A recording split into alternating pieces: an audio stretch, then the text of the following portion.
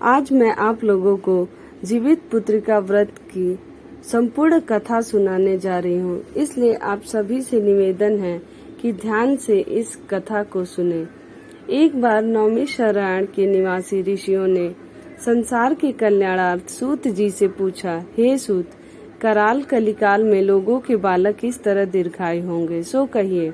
सूत जी बोले, जब द्वापर का अंत और कलयुग का आरंभ था, उसी समय बहुत सी शोकाकुल स्त्रियों ने आपस में सलाह की कि क्या इस कली में माता के जीवित रहते पुत्र मर जाएंगे।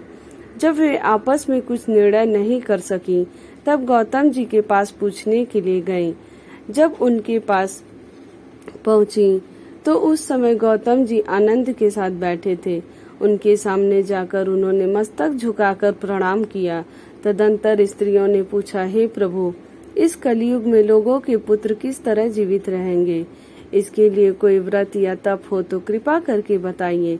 इस तरह उनकी बात सुनकर गौतम जी बोले, आपसे मैं वही बात कहूँगा जो मैंने पहले से सुन रखी है। गौतम जी ने कहा, जब महाभारत युद्ध का अंत हो गया और द्रोणापुत्र अश्वत्थामा के द्वारा अपने बेटों को मरा देखकर सब पांडव बड़े दुखी हुए, तो पुत्र के शोक से व्याकुल होकर द्रौपदी अपने सखियों के साथ ब्राह्मण श्रेष्ठ धौम्य के पास गई और उसने धौम्य से कहा, हे विपेंद्र, कौन सा उपाय करने से बच्चे दीर्घायु हो सकते हैं? कृपा करके ठीक ठीक कहिए। धौम्य बोले, सत्य युग में सत्य वचन बोलने वाला, सत्य चरण करने वाला समदर्शी जिमुतवाहन नामक एक राजा था। एक बार वह अपनी स्त्री के साथ अपने ससुराल गया और वहीं रहने लगा। एक दिन आधी रात के समय पुत्र के शोक से व्याकुल कोई स्त्री रोने लगी, क्योंकि वह अपने बेटे के दर्शन से निराश हो चुकी थी। उसका पुत्र मर चुका था। वह रोती हुई कहती थी, हाय, मुझ बूढ़ी माता के सामने मेरा बेटा मरा जा रहा है। उसका रुदन सुनकर राजा जिमुतवाहन का तो मानो हृदय विदीर्ण हो गया। वह तत्काल उस स्त्री के पास गया और उसने पूछा, तुम्हारा बेटा कैसे मरा है? बूढ़ी ने कहा, गरुड़ प्रतिदिन आकर गांव के लड़कों को खा जाता है। इस पर दयालु राजा ने कहा, माता, अब तुम रो मत, आनंद से बैठो, मैं तुम्हारे बच्चे को बचाने का यत्न करता हूँ। ऐसा कहकर राजा उस स्थान पर गया जहाँ गरुड़ आकर प्रतिदिन मांस खाया करता था। उसी समय गरुड़ भी उस पर टूट पड़ा और राजा के शरीर का मांस खाने लगा। जब अतिशय तेजस्वी गरुड़ ने राजा का बायां अंग खा लिया तो झटपट राजा ने अपना दाहिना अंग फेरकर गरुड़ के सामने कर दिया। यह देखकर गरुड़ जी ने कहा, देव योनियों में तुम कौन हो? तुम मनुष्य तो नहीं जान पड़ते। अच्छा, अपना जन्म और कुल बताओ। पीड़ा से व्याकुल मन वाले राजा ने कहा, हे पक्षीराज, इस तरह के प्रश्न करना व्यर्थ है।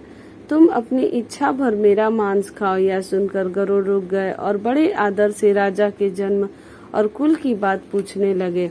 राजा ने कहा, मेरी माता का नाम शैब्या और पिता का नाम शालिवाहन है।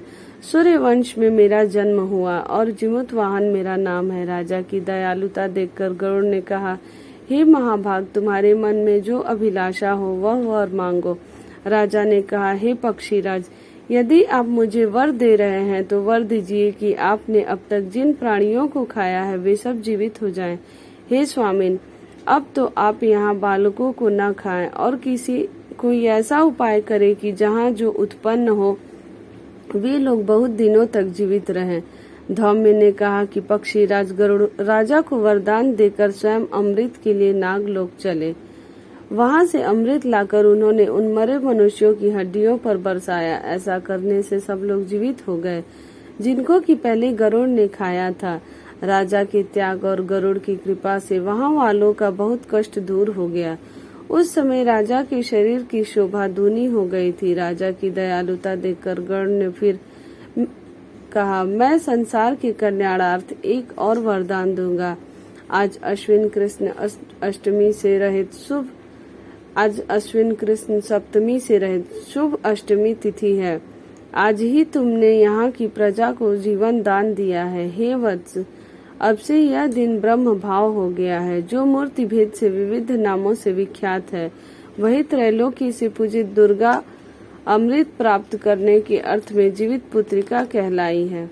सो इस तिथि को जो स्त्रियां उस जीवित पुत्रिका की और कुश की आकृति बनाकर तुम्हारी पूजा करेंगी तो दिनों दिन उनका सौभाग्य बढ़ेगा और वंश की भी बढ़ती होती रहेगी। हे महाभाग, इस विषय में विचार करने की भी आवश्यकता नहीं है। हे राजन, सप्तमी से रहित और उदया तिथि की अष्टमी को व्रत करके, यानी सप्तमी विधि अष्टमी जिस दिन हो उस दिन व्रत न कर शुद्ध अष्टमी को व्रत करें और नवमी में पारण करें। यदि इस पर ध्यान न दिया गया तो फल नष्ट हो ही जाएगा और सौभाग्य तो अवश्य नष्ट हो जाएगा।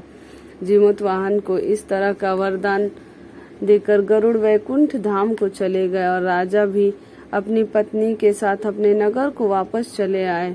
धौम्य द्रौपदी से कहते हैं, हे देवी, मैंने यह अतिशय दुर्लभ व्रत तुमको बताया है। इस व्रत को करने से बच्चे दीर्घायु होते हैं। हे देवी, तुम भी पूर्वोक्त विधि से यह व्रत और दुर्गा जी का पूजन करो तो तुम्हें अभिलाषित फल प्राप्त होगा। मुनिराज धौम्य की बात सुनकर द्रौपदी के हृदय में एक प्रकार का कौतूहल उत्पन्न हुआ और पूर्ववासिनी स्त्रियों को बुलाकर उनके साथ यह उत्तम व्रत किया। गौतम जी ने कहा, यह व्रत और इसके प्रभाव को किसी एक चीली ने सुन लिया और अपनी सखी सियारिन को बतलाया। इसके बाद पीपल वृक्ष की शाखा पर बैठकर उस चीली ने और उस वृक्ष के खोते में बैठकर सियारिन ने भी व्रत किया। फिर वही चीली किसी उत्तम ब्राह्मण के मुंह से यह कथा सुनाई और पीपल के खोते में बैठी हुई अपनी सखी को सुनाया। सियारिन ने आधा कथा सुनी थी कि उसे भूख लग गई और वह उसी समय शव से भरे हुए शमशान में पहुंची। वहां उसने इच्छा भर मांस का भोजन किया और चीली बिना कुछ खाए पिए रह गई और सवेरा हो गया। सवेरे वह गौशाले में गई और वहां गौ का दूध पिया। इस तरह नवमी को उसने पारण किया। कुछ दिन बाद वे दोनों मर गए और अयोध्या में किसी धनी व्यापारी के घर जन्मे। संयोग से उन दोनों का जन्म एक ही घर में हुआ, जिसमें सियारिन ज्येष्ठ हुई और चीली छोटी। वे दोनों सभी शुभ लक्षणों से युक्त थी, इसलिए बड़ी लड़की काशीराज के और छोटी उसके मंत्री के साथ विवाह अग्नि के सामने विधि पूर्वक ब्याही गई। पूर्व जन्म के कर्म फल से वह मृगनयनी रानी हुई। जिस किसी की भी संतान को उत्पन्न करती वह मर जाती थी और पूर्व जन्म की बातों को स्मरण करने वाली मंत्री की पत्नी ने अष्ट वसुओं के सदृश तेजस्वी 8 बेटे उत्पन्न किए और सभी जीवित रह गए। अपने बहन के पुत्रों को जीवित देखकर ईर्ष्यावश राजपत्नी ने अपने स्वामी से कहा, यदि तुम मुझे जीवित रखना चाहते हो तो इस मंत्री के भी पुत्रों को उसी जगह भेज दो जहां मेरे बेटे गए हैं, अर्थात इन्हें मार डालो। यह सुनकर राजा ने उस मंत्री के पुत्रों को मारने के लिए कई प्रकार के उद्योग किए, पर मंत्री ने जीवित पुत्रिका के पुण्य बल से बचा लिया। एक दिन राजा ने अपने आदमियों से उन पुत्रों का सिर कटवाकर पिटारी में रखवाया और वह पिटारी उनकी माता के पास भेज दिया, किंतु वे 8 सिर बेशकीमती जवाहरात हो गए और भले चंगे वे 8 लड़के अपनी माता के पास वापस चले गए। उनको जीवित देखकर राजपत्नी को बड़ा विस्मय हुआ। अंत में वह मंत्री की पत्नी के पास आई और उसने पूछा, बहन, तुमने कौन सा ऐसा पुण्य किया है जिससे बार बार मारे जाने पर भी तुम्हारे बेटे नहीं मरते? इस पर मंत्री को पत्नी ने कहा, पूर्व जन्म में मैं चीली थी और तुम सियारिन, दोनों ने व्रत किया था। तुमने व्रत के नियमों को भली भांति पालन नहीं किया था और मैंने किया था। इसी दोष से हे बहन, तुम्हारे बेटे नहीं जीते हैं। ओ राजरानी, अब भी तुम इस जीवित पुत्र का व्रत को करो और तो तुम्हारे बेटे दीर्घायु होंगे। मैं तुमसे सच सच कह रही हूँ। उसके कथनानुसार रानी ने व्रत किया, तभी से उनके कई सुंदर बेटे और दीर्घायु होकर बड़े बड़े राजा हुए। सूत जी कहते हैं, सब प्रकार का आनंद देने वाला मैंने यह दिव्य व्रत बतलाया है। स्त्रियां चिरंजीवी संतान चाहती हो तो विधि प्रकार यह व्रत करें और कथा सुने। बोलो जीमूतवाहन भगवान की जय। अगर आप लोगों को मेरी यह कथा अच्छी लगी हो तो लाइक करें, शेयर करें, कमेंट करें और सब्सक्राइब जरूर करें।